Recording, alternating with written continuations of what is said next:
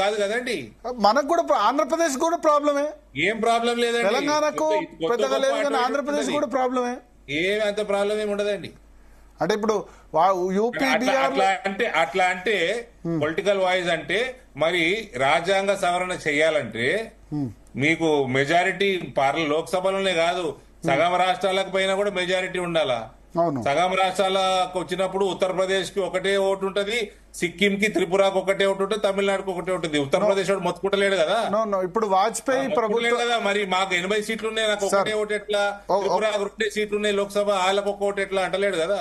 ఒక్క నిమిషం సార్, వాజ్పేయి ప్రభుత్వ హయాంలో సేమ్ ఇదే సమస్య వచ్చినప్పుడు మీరు పట్టిన కుందేలకి 3 నేను అనేది చెప్పిన జవాబు చెప్పండి. అప్పుడు 2001 జనాభా లెక్కలు ఉన్నా సరే చెప్పండి, 2001 జనాభా లెక్కలు సవరణ చేసుకోవాలా పొలిటికల్ వాయిస్ అంటే.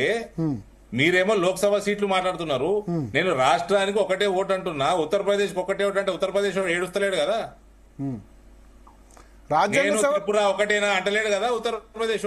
నేను రాజ్యాంగ సవరణ అంటే పార్లమెంట్ లో జరిగినప్పుడు ఆబ్వియస్లీ ఆ రిప్రజెంటేషన్ లో ఉత్తరప్రదేశ్ కి ఎక్కువ దాన్ని బ్యాలెన్స్ చేసుకోవడానికి అది ఒకటి సరిపోదు కదా, మళ్ళీ మీకు సగం స్టేట్లు రావాలి కదా. అది కొన్ని సందర్భాల్లోనే రాష్ట్రాలు మేజర్ అయినప్పుడు ఆ సందర్భాలు వస్తాయి కదా. పెద్ద రాజ్యాంగ సవరణ విషయం అట్లాంటప్పుడు మరి ఉత్తరప్రదేశ్ వాడు ఏడుస్తలేడు కదా. ఇప్పుడు మహిళా రిజర్వేషన్ బిల్లు ఇటువంటి రాజ్యాంగ సవరణలో సగం రాష్ట్రాల అసెంబ్లీలు కూడా ఆమోదించాలి. అదే ఇప్పుడు అట్లాంటివి మరి ఉత్తరప్రదేశ్ వాడు మొత్తుకుంటలేడు, బీహార్ వాడు మొత్తుకుంటలేడు, మహారాష్ట్ర వాడు మొత్తుకుంటలేడు. మరి ఓకే ఓకే అంటే మీకు ఇప్పుడు ఇప్పటికీ అన్ని ప్రాబ్లమ్స్ సార్. వీళ్ళకి ఏంటంటే ఇలా దొంగతనము, ఇలా దొంగ వ్యవహారము, ఈ లాస్ట్ 5 ఏళ్ళు పాలించిన దొంగ వ్యవహారాలు అన్ని బయట రావద్దని ఇవన్నీ పనికి మాలినాయి. మళ్ళా డెవల్యూషన్ మీద ఇష్యూస్ చేస్తారు. డెవల్యూషన్ మీద